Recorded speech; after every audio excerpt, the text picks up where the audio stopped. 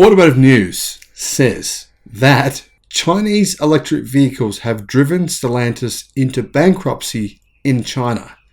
They also say that this is a warning to the world's global automakers that if they don't change very quickly, exactly the same thing will happen to them. Hello, my friends. Welcome to the channel. I'm the Electric Viking. Great to see you.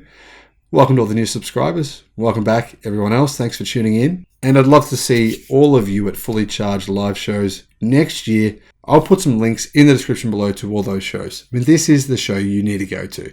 The best technology, best electric car technology. Manufacturers will be there, and I'd love to meet you there as well. The bankruptcy of Stellantis' Jeep joint venture in China is going to spell trouble for other global automakers whose output has plunged over the last 5 years in the world's largest car market as domestic players rapidly gain and overtake them.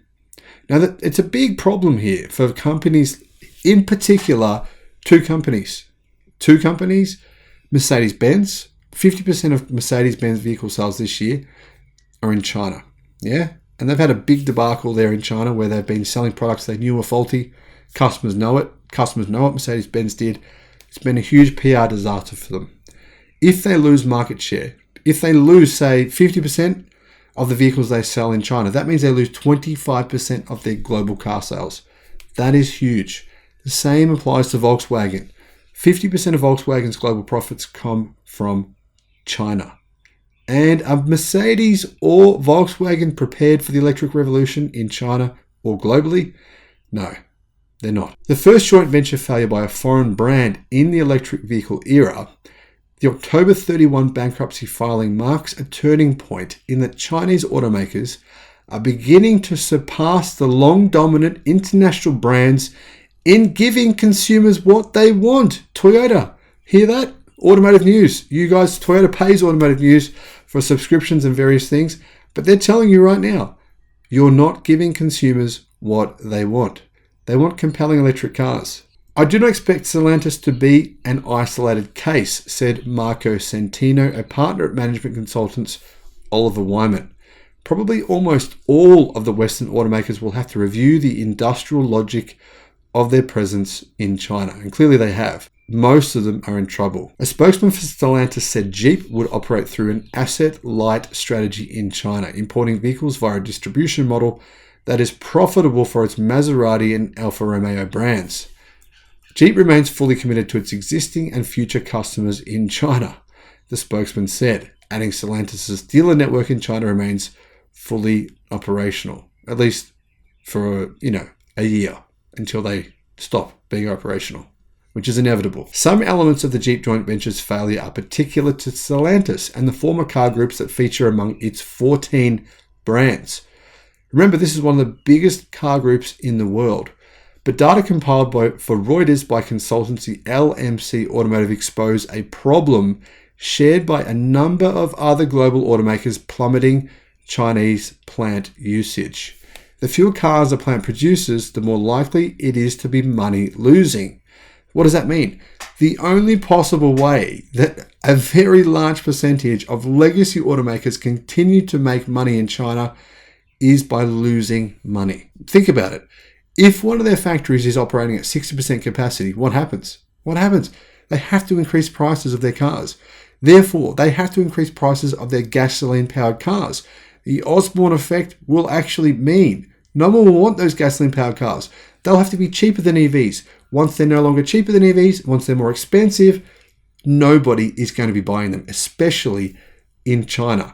Customers in China are much more tech savvy than customers in Australia or America or Europe. That's just a fact. The Jeep failure in China happened less than 2 years after Stellantis was formed by the merger of PSA Group and Fiat Chrysler Automobiles.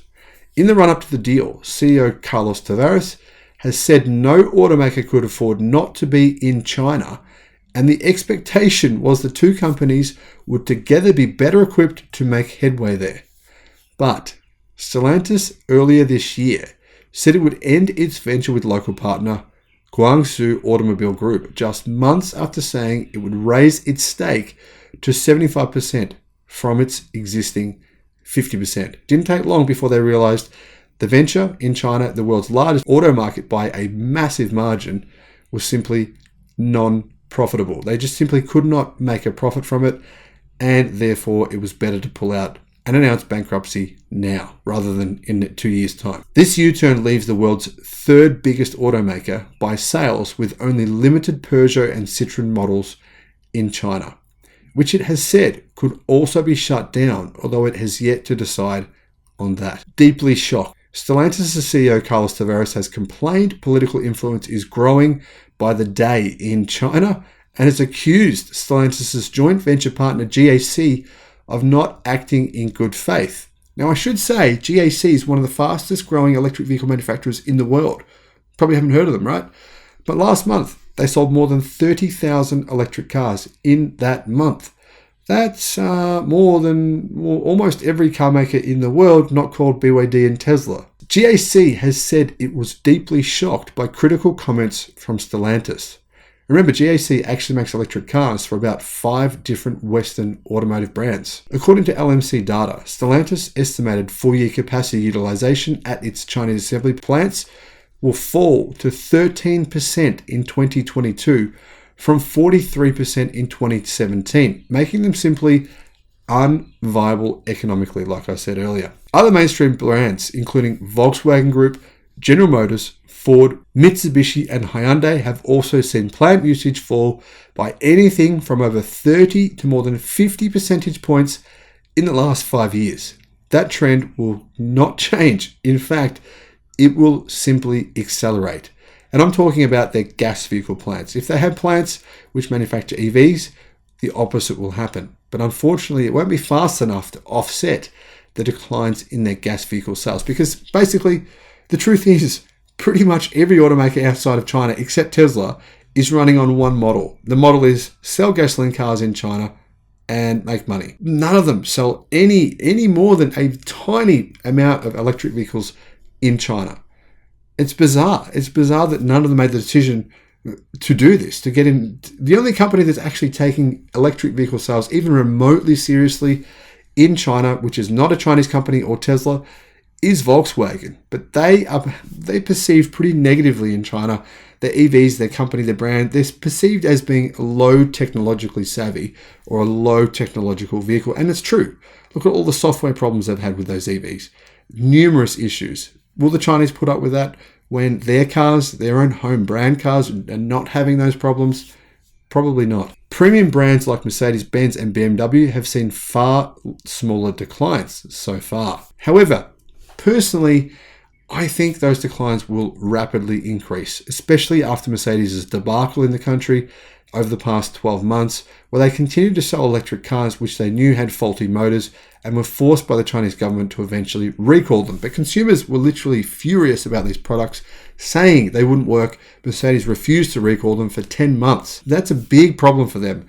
What about BMW? Well, BMW in China do make some EVs. However, pretty much all of them are made using gasoline-powered cars, which they then convert into an electric car, which is the key reason why they are so astronomically poor on efficiency, because they are so incredibly heavy.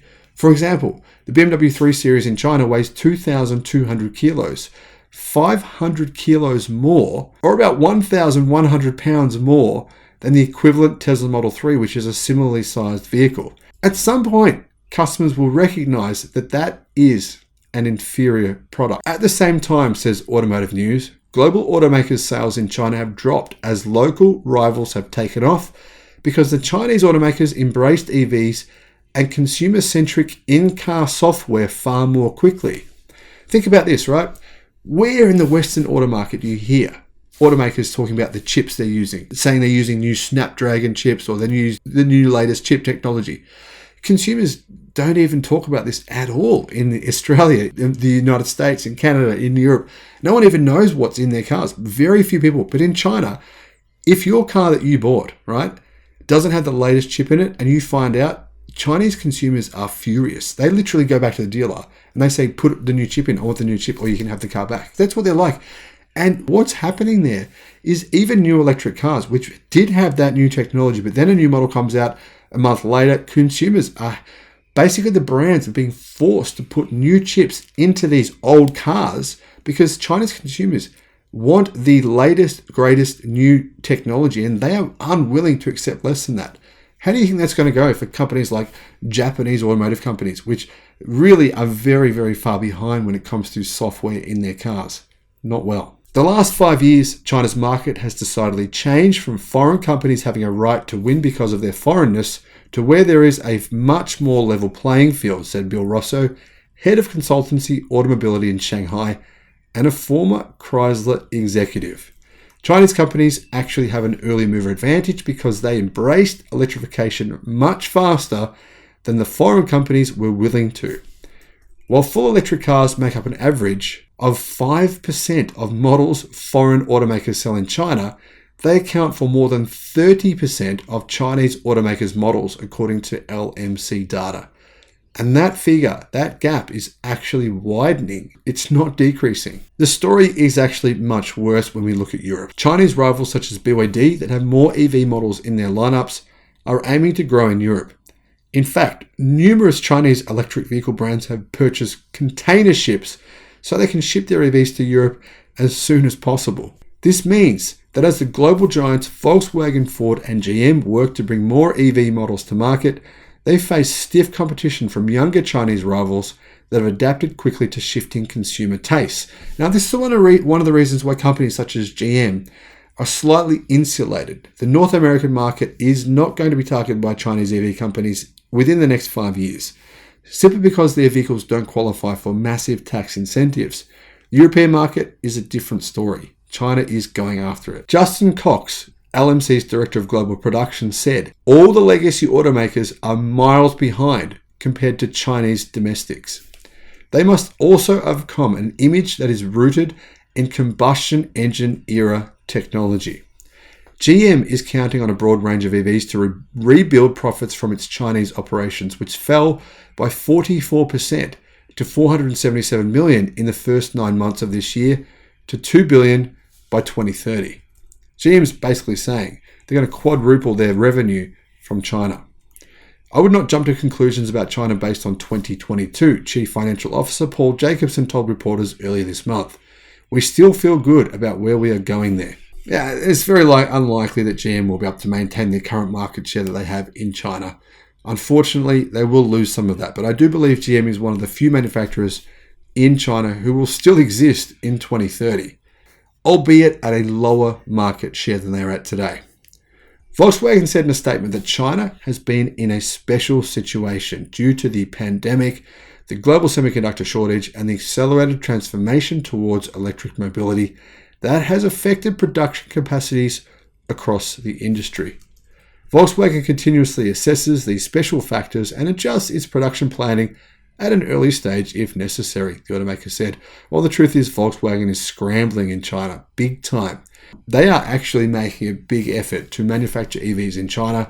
Hasn't paid off yet. They haven't really got the production going fast yet, but they are certainly trying, and they are doing it desperately. Ford said it's been working to overcome the production challenges posed by COVID-19 and the semiconductor shortage.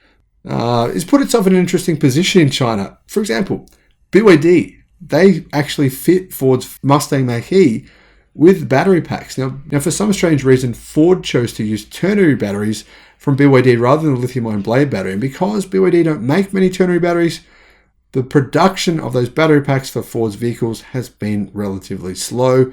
Therefore, Ford hasn't had that many vehicles to sell. And the vehicles they have had to sell in China that are electric, well, Ford has put massive discounts on them because they're sitting in dealer lots and not moving. Automotive News says that EVs need to be smartphones on wheels. The Jeep brand was originally brought to China by American Motors before being taken over by Chrysler in 1987. It sold the same lone Jeep Cherokee model for 20 years. Automobility's Russo said that over the years, Chrysler, Fiat, and Peugeot, which are all part of Stellantis and all had their own Chinese joint ventures, had struggled before they became part of the same car group. These are companies that never really quite figured out the formula that leads to success in China, said Russo. Michael Dunn, CEO of California-based consultancy Zozo Go and a former General Motors executive, said that as domestic automakers rise in China, international brands will find it harder to obtain local licenses and will not have the same access to loans from state-owned banks. Stellantis is a canary in the coal mine, Dunn said. Forever, the foreign brands were the favoured sons in China. That is no more. As the formula for success in China has changed, consumers want EVs akin to smartphones on wheels, where the emphasis is on connectivity and apps rather than performance. To the extent that EV makers like NIO have built-in selfies cameras in some models to appeal to younger buyers. Now, one of the other things that car companies in China have done is they have things like karaoke, which, guess what? There are no legacy automakers in China offering that feature. Guess who does offer it? Tesla. Guess who doesn't offer it? Volkswagen. You need to be in tune with local market tastes. Legacy automakers have been a bit arrogant and they've lost touch with what buyers want. So far, Mercedes and BMW have held their luxury appeal, partly because they retain a good image as aspirational brands in China, but also because Chinese automakers have yet to turn their attention to producing a large number of luxury EVs. However, there's been numerous surveys done in China saying that Chinese customers do not perceive electric cars manufactured by Mercedes, BMW, or Audi to be premium electric vehicles. They perceive the premium electric vehicle manufacturers to be companies like Tesla and NIO. It's going to be hard for those German brands to change that perception. LMC's Cox said other international brands could possibly claw their way back to higher market share in China, but it would take a huge amount of time and investment in new products, and it would be a big gamble which may not play off. Once a brand's damaged or at least looks stuffy or old-fashioned or not appealing, then it's very difficult to hit home runs, said Cox. Some of the companies with a clearly mainstream positioning may find it very difficult to come back. As you all know, in my 2030 global automotive forecast video, I forecast that the biggest brands in the world would be Tesla and BYD. Clearly, as you can see, it's playing out that way. But what is going to be most interesting is which companies will go bankrupt first. I believe the bankruptcies will start in around 2027 and go through to around 2032. There'll be a huge shuffling of the global automotive car order. What we see today will be completely different in 10 years' time. I'll have a series of videos coming out detailing on how those things will happen and what I think will change. Thanks for watching. Make sure you subscribe. Have a great day. Bye-bye.